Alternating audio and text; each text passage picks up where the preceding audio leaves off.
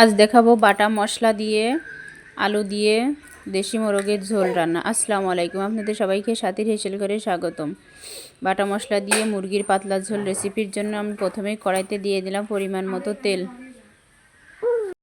তেলটা হালকা একটু গরম হলে দিয়ে দেব 2টা তেজপাতা, চারটা এলাচ, 4 টুকরো দারুচিনি দিয়ে আমি 10 থেকে 15 সেকেন্ডের মতো এটা হালকা আছে ভেজে নেব।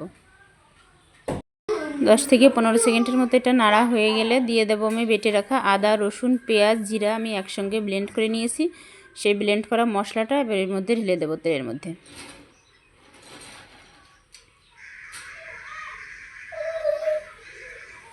মশলাটা দেয়া হয়ে গেলে আমি 2 থেকে 3 মিনিটের মতো সুন্দর করে মশলাটা ভেজে নেব। ভেজে নেওয়ার পরে দিয়ে দেবো একে একে সমস্ত গুঁড়া মশলা, হলুদের গুঁড়া, মরিচের গুঁড়া, ধনিয়া গুঁড়া এবং লবণ।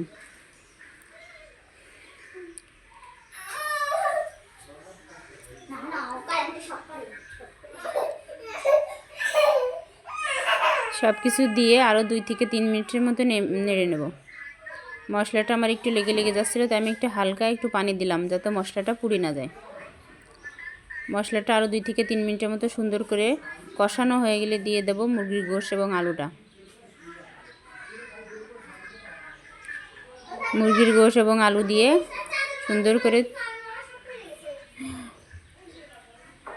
2 থেকে 3 মিনিটের মতো আরও সুন্দর করে নেড়ে নেব।